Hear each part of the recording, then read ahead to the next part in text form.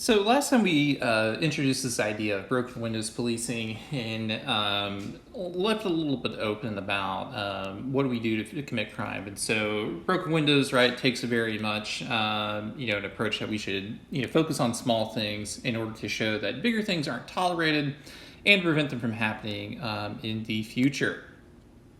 So a different approach to this though takes a little different, right? So one is through the use of community policing.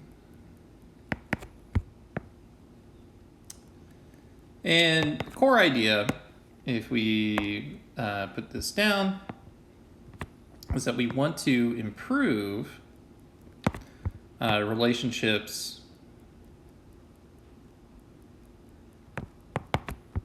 between, that's what the B/T means, that's between the police and public.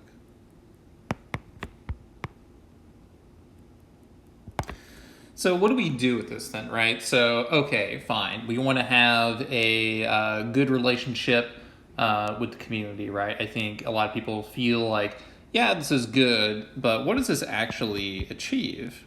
So what does this achieve? Because it's one thing to say we need to do something, right? So we can say we need community policing. We need to do something, right? But if you don't know why you're doing something, right? So like what exactly is the point? Of that then, what exactly does this achieve?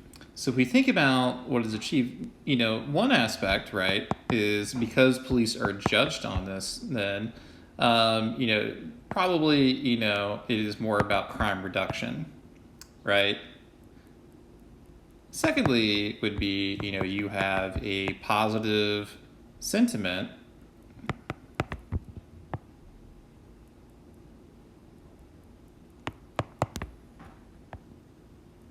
about the police department.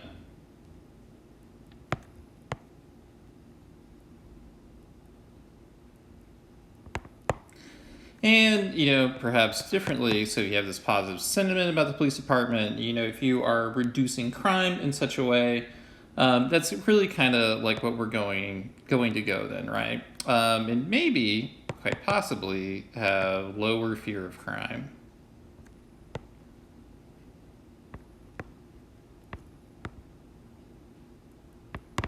So let's think a little bit about how this different pathway kind of works for what we're talking about here, right?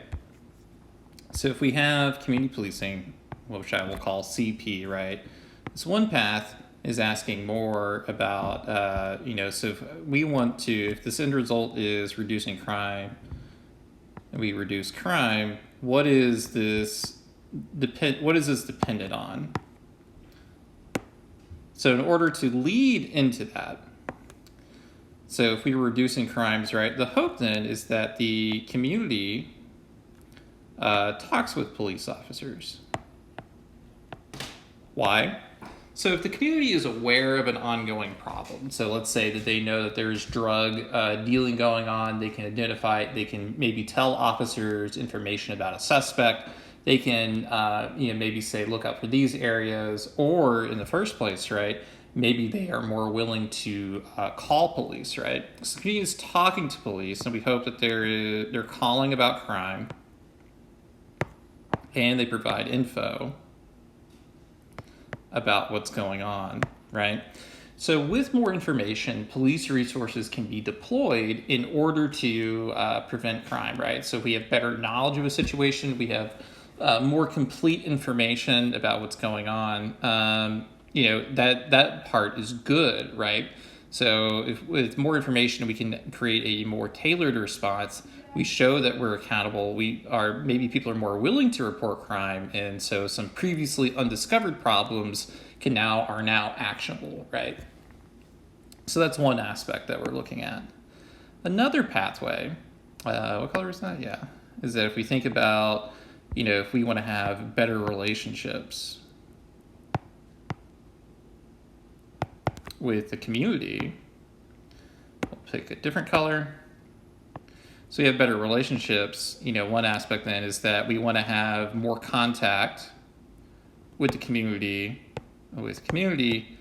it isn't necessarily, not necessarily like in an arrest situation.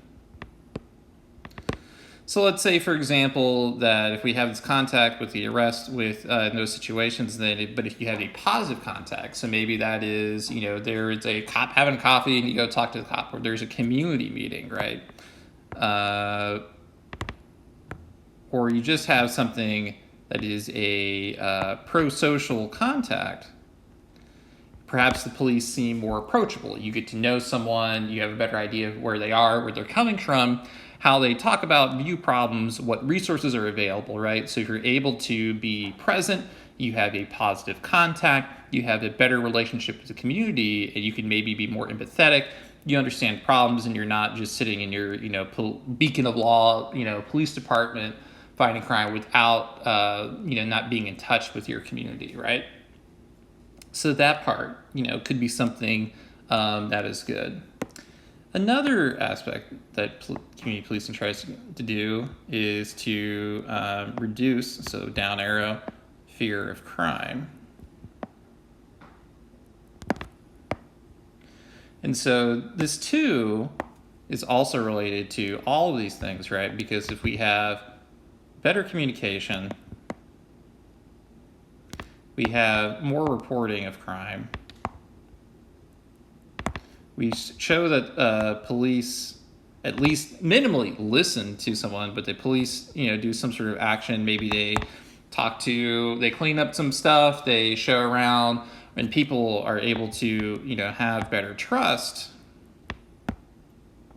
in police, that, maybe that their problems are listened to, that they're perceived as real, and that something will be done about it. If you have more trust, then, you have a trust in the police that will actually do something that will benefit you, then this can be perceived as a, benefit, right? So it leads to a reduction in fear of crime. So this is all about what community policing attempts to do in terms of, bettering a community and making it better, right? But there are some problems to consider, right? So we'll call it, we haven't done this color. Let's do that. So when we think about probs with community policing, right? Because, this is something that's often advocated for, that we need to have more accountable police. We need to have, a better relationship with the police. They need to do this. We need community policing. What exactly is it? So usually, more often than not, there is problems with defining the community, right? If you think about like big cities or more attractive hubs, right, the community is rather large then, right? So if you go to Los Angeles, or Los Angeles, I think is a more correct pronunciation. I'm sorry, I'm white. I don't know what to do about that. I mess up. I'm sorry. So the community has a loose description, right? Because it's not just people, who live in LA. You have a lot of people coming in from the IE, coming in from San Diego, from Central California, wherever, that are coming in, right? So your community is really, kind of like, fear, you're not really sure what exactly it is.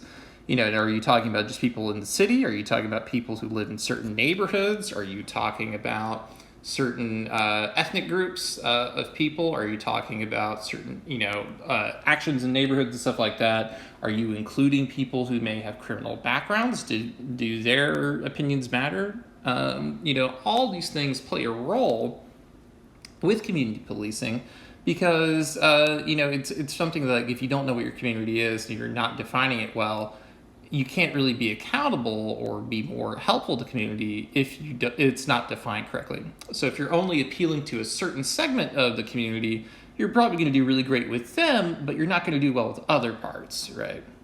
Which leads to a different problem, is that there has to be, community participation with this the police in order to make this work. So because community policing is hinged on the idea that there needs to be this relationship with the community that can build and grow and work, that you have to have community participation. If there is no community participation, then community policing is going to fail. Now you can imagine, right, that there is a community that historically has a poor relationship with the police officers or police departments.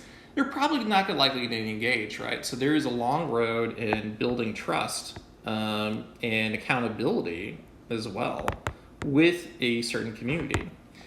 So what ends up happening is that people who engage with community policing, so the ones who actually show up, are more likely to have their opinions heard because they showed up, right?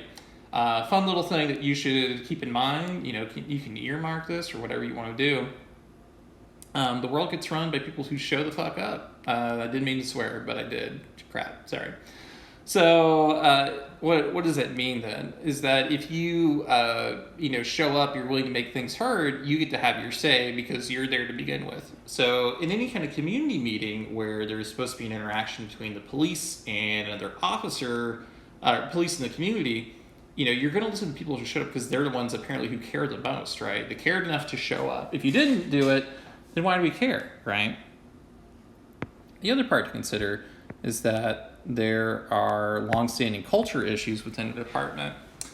So like a lot of times police officers feel like they're taught to fight crime, to be aggressive, to engage with other people, and to get them to say that, hey, you need to be more cooperative, hey, you should be friendlier, hey, don't try to like bust skulls and be tough all the time, try to be softer, communicate, volunteer for this program.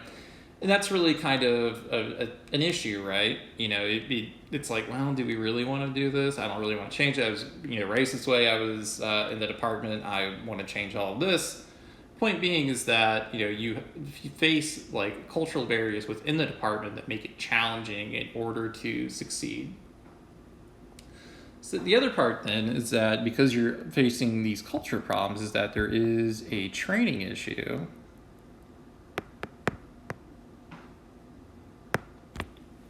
Where you now have to like change stuff at the academy or wherever you hire police officers from, that you have to be more receptive to the community, that you have to build these bridges. So there's a lot of retraining, and it is challenging to think about how do we best interact with the community, what exactly is going to lead to a better outcome, and what exactly does this happen? It's something that's very time intensive. There has to be officer buy-in. You also have to be attracting the right kind of officer who's going to do that.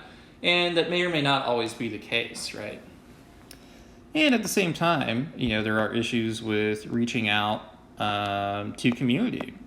How on earth do you do that? Historically, police are, they're in patrol cars. You may see them at a community event, like if you go to Market Night in Redlands or something like that. But if the message is to improve community relations, how do you reach out to them? How do you say, hey, this is what we got to do? Here we're an aid for you, right? And so if you can't get the message out and you can't get people to show up, or if you can't reach out in the right way, then it's probably not going to work, right? All of these are challenges that are faced by community policing and that prevent it from being effective. And this is particularly important given modern conversations about the need for greater community policing, that we need to have police more accountable, and something that's always asked for, but it's also like loosely defined. So this reach out, some people are like, we'll just put foot patrol cops, or we'll put cops on bikes or on horses, so there's less of a car in between. But like, does that really do anything, right? That's something that if anyone could figure out like the best way to do community policing that is easily defined, that can be widely applicable, like you win like $1 billion, right? Because a lot of people have been trying, but there's no like real set formula for what exactly that means. So with that said, we'll go ahead and end this segment here, and I'll see you guys in the next.